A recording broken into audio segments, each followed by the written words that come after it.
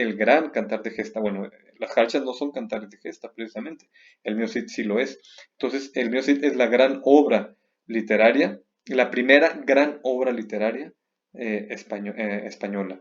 ¿Y por qué la primera en español? Porque antes del siglo X el español no existía, al menos no que lo tengamos nosotros confirmado.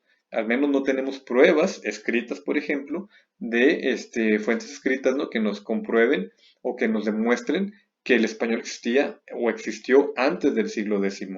Los primeros textos conocidos en español son las glosas emilianenses, si no me equivoco, que datan alrededor del siglo X u XI, ya en la época medieval, ¿no? Ya en la segunda mitad del medievo, justamente, ¿no? Entonces, antes del siglo X, pues no conocemos nada del español, ¿no?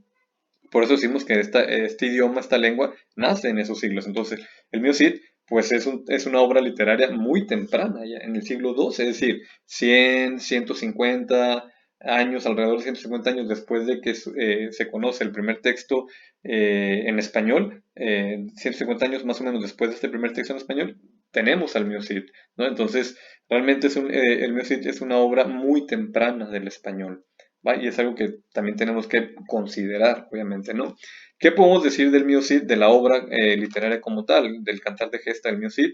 Es interesantísimo, no solo por esto, por cuestiones que le estoy comentando, ¿no? Sino también porque se compone de elementos históricos, pero también de elementos ficticios. Como les comentaba, Mio Cid, Rodrigo Díaz de Vivar, existió, ¿verdad? Como un personaje histórico, pero en la obra, en el cantar de gesta, que nos atañe en esta ocasión, hay elementos ficticios también. Por ejemplo, cuando se nos narra que en una ocasión el Mio Cid estaba tomando la siesta y en esos minutos, en ese tiempo, se salió de su jaula el león que tenía como mascota y los esposos de sus hijas, que son conocidos como los infantes de Carrión, tuvieron tanto miedo que no pudieron someter al león. El Mio Cid tuvo que despertar por el ruido, despertó por el ruido y tuvo que someter al animal y para poderlo nuevamente guardar en la jaula, poner dentro de la jaula. La gente se burlaba, los humillaba. En otra ocasión, cuando estaban en el campo de batalla enfrentándose a los árabes, a los enemigos, ¿verdad? De los españoles, los árabes, el Mio Cid, pues muy valiente como siempre, estaba enfrentándose, ¿verdad? Contra ellos y pide a sus yernos, los infantes de Carrión, que salgan también al campo con armados, ¿verdad? Y bien protegidos con su armadura para pelear también, ¿no? Y cuando nos narra aquí este cantar de gesta, que cuando los infantes de Carrión ven que los enemigos árabes corren en dirección de ellos, ¿verdad? Armados, con el deseo de vencerlos, los infantes de Carrión temen y huyen, se regresan al palacio, se regresan al castillo, huyendo de los árabes, ¿no? Los guerreros que estaban en el campo de batalla se burlan terriblemente de los yernos del Mio Cid y eso es una vergüenza para el Cid. Entonces, toda esta parte es ficticia.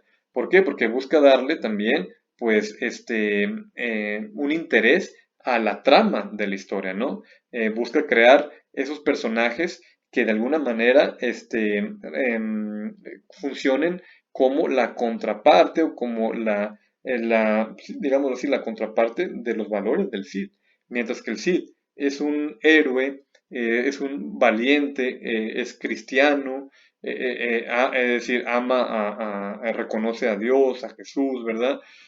A la iglesia, a su iglesia, así como ama y respeta a su esposa, a sus hijas, cortésmente, ¿verdad? Es decir, tiene muchos valores, que son valores medievales, por cierto. El Cid tenía que aparecer en esta historia, aunque no fuera histórico, tenía que aparecer personajes que desempeñaran o que tuvieran las características contrarias a estas que acabo de mencionar. Es decir, que fueran cobardes, que fueran mentirosos, que fueran violentos, que fueran misóginos. Más adelante en la obra, por ejemplo, para desquitarse de estas burlas, los infantes de Carrión se llevan a sus esposas a un bosque y ahí las maltratan, las dejan, las golpean, las dejan casi muy malheridas, ¿no? Entonces son personajes totalmente opuestos a los valores del Cid. ¿Me explico, chicos? Entonces, Estos elementos o estos personajes, estos acontecimientos, no son precisamente históricos, pero son importantes para darle valor literario al cantar de gesta, ¿verdad? ¿Para qué?